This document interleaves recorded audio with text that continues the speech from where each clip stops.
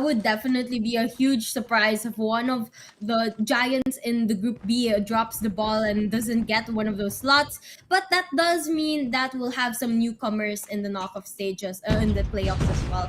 But let's see exactly what's gonna happen, because we are going straight into the control match right now, and we can see a couple of kills going to the side of Oblivion right now. But West Point Mamba Low Kings is still going to be as consistent as ever, remaining on top.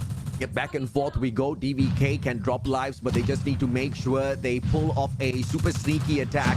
At the moment, they are attempting to do exactly that, splitting up the formation into two groups. One attacking the mid segment of the map, the other one going straight for that A control point. As they fail, as they detect that the struggle that Yopi and Kalo put up in that point was just too much, they flip it over to a square center. I like this quick switch over from DVK, but are they going to be able to keep bouncing back and forth? They need to survive a little bit longer, and they've brought the numbers down just enough here.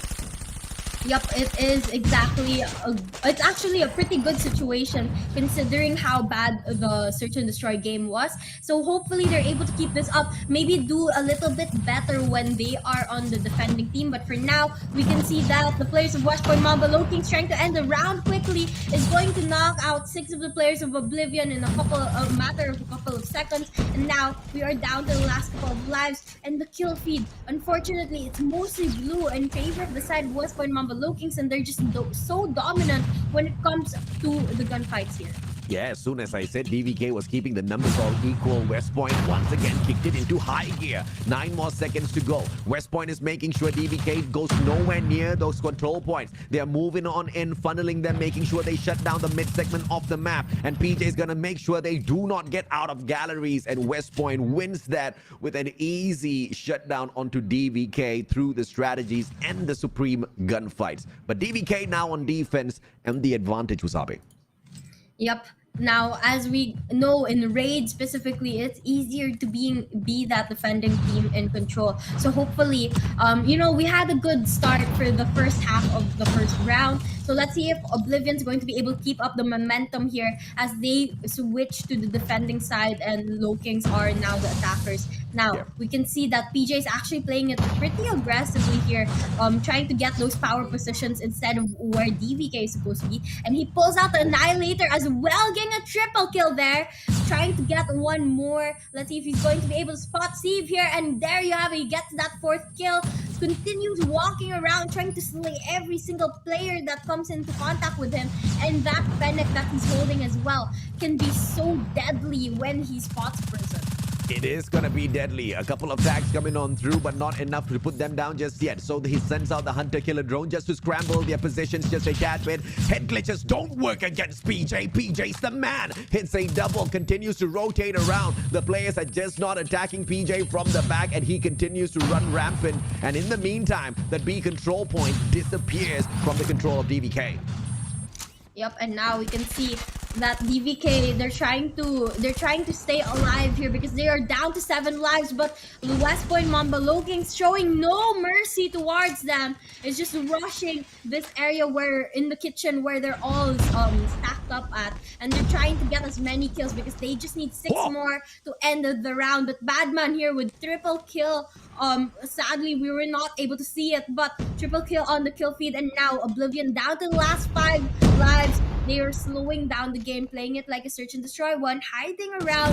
But the West Point Mamba, with a lot of lives to spare, is playing absolutely aggressively, going in and killing every single person that they spot. Now, last 3 lives on the side of DVK Oblivion, and they are hiding in the kitchen, waiting for West Point Mamba to find them. A Mamba still has 13 lives that they can play with. So, okay, they definitely have the chance to play a little bit more aggressive here. And now Epoch's last player alive on the side of Oblivion, and it looks like there's gonna be another round to the side of West Point Mamba Low Kings if they're able to find him, because he is definitely running for his life. But now, as you see, he gets taken down, and there you have it, another round to the side of West Point Mamba Low Kings. What a crazy round that was. A lot of signs of life out of DVK Oblivion towards the very end. Wadu, Batman both stepping up, but too many of those lives had already been lost pretty early as we saw PJ going for that overextension, trying to get that spawn trap, taking so many lives away single-handedly and not allowing them to play defense at all.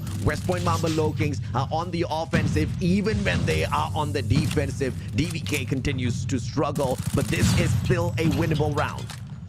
Yup, definitely still a winnable one. I mean, they are down a couple lives right now, but as long as they continue to win their gunfights, they can still turn it around. But from the looks of it, AJ, unfortunately, they are slowly dropping the ball this round as well. And if they don't change up their strategies now, it might just be too late for them to do so. But right now, we can see Yopi going in for aggressive push, gets one, pulls out get another one there, and Epox here is trying to take down Sano, but unfortunately, it looks like we are gonna have quite a number of kills in favor of West Point Mamba LOWKINGS, and they are definitely trying to maintain the top spot here. WPM, they continue to speed past teams and they do it with such ease. But DVK with the sneaky attack onto that B control point. West Point Mamba LOWKINGS not going in to defend it with their lives just yet, just sending in one defender in the name of Yopi. Yopi shuts down Wadu in the meantime. Epoch shows up a little bit too far ahead and he will be taken down by Luffy. Finally, just two defenders are moving towards DVK and annihilating them one after the other. West Point Mamba LOWKINGS showing higher priority for that A control point and they don't really worry about B. You can take that, but you still have to come and meet us. Yup, definitely. You can run, but you can't hide, and eventually you will have to face the wrath. And right now, Oblivion, they're going to be able to get a little bit more time to their side, but unfortunately, with 8 lives left, I don't think there's much that they can do. And Susano popping off here is gonna get knocked down as well. Steve and the others trying to stay alive for the last 5 lives that they have, and they are starting to invest into those operator skills and score streaks as well. But you know, as I said a while ago, West Point Mamba LOWKINGS is eventually going to find them, take them down, and take home the win here because there's only 3 lives left on the side of Oblivion.